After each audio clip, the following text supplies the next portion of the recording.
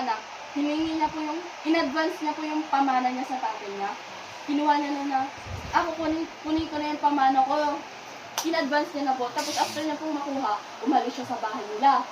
Yung ginawa niya po sa pera, ginastos na yun, pinambabae niya, pinamparty-party niya. Ayun po, ginastos niya po lahat ng yon. Hanggang sa nawalang-wala na po siya. And then, walang-wala na po siya, walang-wala na siyang makain, gustusin na siya. Sabi niya, nagda-doubt po siya kung babalik pa daw ba siya sa tatay niya. Kasi baka magalit lang sa kanya. Tapos, kahit sabi niya, kinain niya yung pride niya. Okay lang to, kahit maging katulong na lang ako ng tatay ko. Tsaka, bumalik po siya sa tatay niya, nakita po siya ng tatay niya. Ginawa po ng tatay niya, tumakbo po siya sa kanya, sinalubong siya ng yakap. And after po na nagpa-party siya, nag-set po siya ng mga engrandeng party. Tapos, kasi nga po bumalik yung anak niya.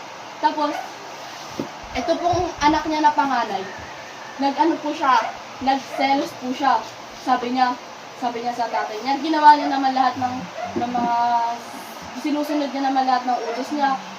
Lahat daw ng, sa buong buhay niya, in-inspire niya yung buhay niya sa pagsunod sa utos ng tatay niya. Pero bakit ganun daw na, bakit yung anak niya na bunso na ngayon na kahit na napakarami niyang ginawang kasalanan, tinanggap niya pa rin po. Sabi po ng tatay niya, nagpa-party siya kasi bumalik sa kanya yung anak niya. Bumalik sa kanya na matagal nang nawala.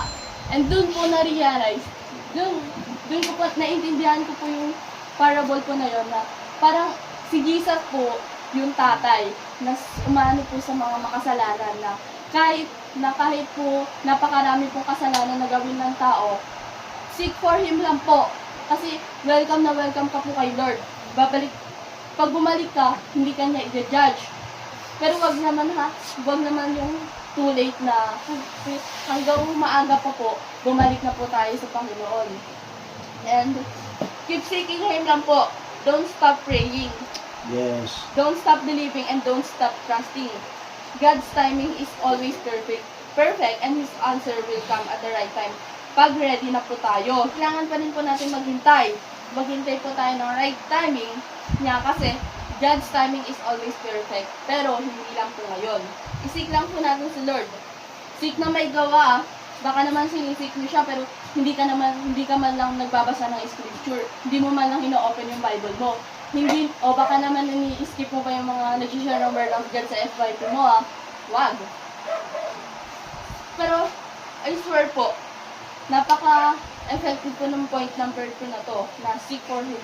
Kasi since nag-start po kami sinik ko po si Lord na may gawa, na nagbasa na po ako ng mga Bible, nag-start na po ako ng pag-devotion ko, nag-start na po ako na mag-devotion, nag-start na ako na magbasa ng Bible, doon ko po na-feel na parang nasa akin na po yung fruits of the Holy Spirit. Kagaya na lang na hindi ko po na-feel noon, nasa-cellphone ako. Kagaya na lang ng love, peace, kindness, Yes. patience. Ayun po. Doon ko po na-feel doon ko po na-encounter yung fruits of the Holy Spirit. Dumako na po tayo sa last point. Trust His response. Kahit po minsan, hindi po natin naiintindihan yung ginagawa ni Lord. Hindi po natin alam kung ano nga ba yung plano niya. Na, bakit ang tagal? Nasaan na yung answered prayer mo, Lord? Kung minsan po ganun po tayo, di ba? His answers come in many ways. Tatlo lang po yan. It's either yes, no, or wait. He may not even take your circumstances away, pero tandaan niyo po, His grace is sufficient for you. Alam niyo po ba? Napakarami pong Christians yung nagdadaw po sa pag-trust nila kay Lord, sa response po ni Lord. Pakiramdam nila, hindi naman sila binibigyan ng answer ni Lord. And marami pong reasons kung bakit po sila nagdadaw dyan. Pero sure ako, na yung babanggitin ko pa to is isa po siya sa mga reason kung bakit po sila nagdadaw sa response ni Lord, kung sinasagot ko nila. Una, isa lang pala yung bibigay ko. Marami pong reasons, pero isa lang po yung bibigay ko. Ignorant of the scriptures. Ayan po, ilalim po. Kasi nga po, yung mga tao po na nagdadoubt po sa answer ni Lord, most of the time po, nagre-rely lang po sila sa emotions nila. Sa feelings po nila, instead of putting their trust po sa God's words, sa response po ni Lord. Sometimes, life here in earth is hard. Well, totoo naman po, most of the time, pero may pangako po ang Diyos na hindi niya po tayo iiwan. Na palagi lang po siyang nandyan para sa atin. Para sa akin, para sa inyo po, na lagi lang po siya nandyan. Yes. Nandyan. Hindi niya po sinabi na hindi po magiging mahirap. Pero sinabi niya po na He's always there to help, defend and protect us, na even in the middle of crisis po, we can find peace by turning to Him po. Ayun lang po, ano po ulit yung tatlo kong point? Pray. Prayer, Seek. pray, seek, and trust. Ayun lang po, pinapal ko ng puritas. Okay.